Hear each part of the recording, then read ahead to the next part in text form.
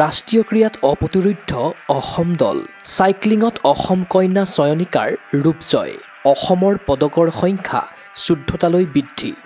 অসমৰ আন্তৰ্জাতিক মহিলা চাইক্লিষ্ট চয়নিকা গগৈয়ে উত্তৰাখণ্ডত চলি থকা 38 সংখ্যক ৰাষ্ট্ৰীয় ক্ৰীড়াত সোমবাৰে জয় কৰিলে ৰূপৰ পদক। প্ৰায় 1.5 বছৰৰ বিৰতিৰ পাছত পুনৰ ৰাষ্ট্ৰীয় স্তৰত চমক সৃষ্টিৰে প্ৰত্যাৱৰ্তন কৰিলে অসম কন্যা চয়নিকাই। ৰুদ্ৰপুৰত অনুষ্ঠিত চাইক্লিং প্ৰতিযোগিতাৰ 10 কিলোমিটাৰ স্কেচ ৰেচত চয়নিকাই 25 মিনিট 10.02 ছেকেণ্ডেৰে দ্বিতীয় স্থানত থাকি পদক জয় কৰিবলৈ সক্ষম হয়। চয়নিকাৰ ৰূপেৰে অসমৰ পদকৰ সংখ্যা 14টালৈ বৃদ্ধি পালে। অহা 5 ফেব্ৰুৱাৰীত পুনৰ পদক জয়ৰ লক্ষ্যৰে নতুন ইভেণ্ট এনজিঅনত অৱতীৰ্ণ হ'ব।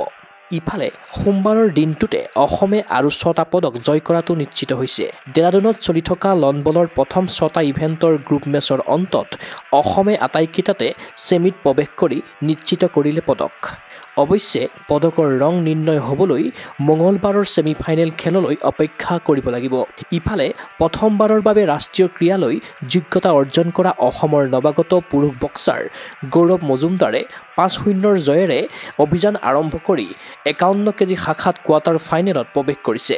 কিন্তু ইতিমধ্যে ছেমিত প্ৰৱেশ কৰা অসমৰ পুৰুষ ফুটবল দলে সোমবাৰৰ গ্ৰুপ মেচত মিজোৰামৰ বিৰুদ্ধে পৰাস্ত হয়। অহা 5 ফেব্ৰুৱাৰীত হ'ব লগা ছেমিত দিল্লী বা কেৰালাৰ মুখামুখি হ'ব অসম। ইফালে বিগত গোৱা ৰাষ্ট্ৰীয় ক্ৰীড়াত সোণসহ 3টা পদক লাভ কৰা অসম বেডমিণ্টন দলে এইবাৰ মহিলাৰ দলীয় ব্ৰঞ্জ লাভ কৰিয়েই অভিযান সামৰিলে।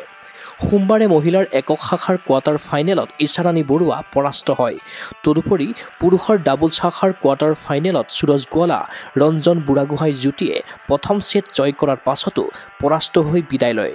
একেদৰে সাঁতোৰত সোমবাৰে পুনৰ বিফল হয় অসমৰ খেলুৱৈ।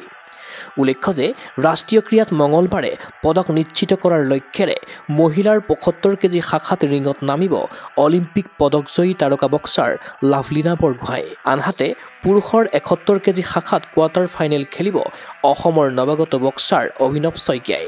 ক্ৰীড়া অনুৰাগীৰ আশা উত্তৰাখণ্ড ৰাষ্ট্ৰীয় ক্ৰীড়াৰ 8মটো দিনত অসমলৈ আহক সোণজয়ৰ খবৰ।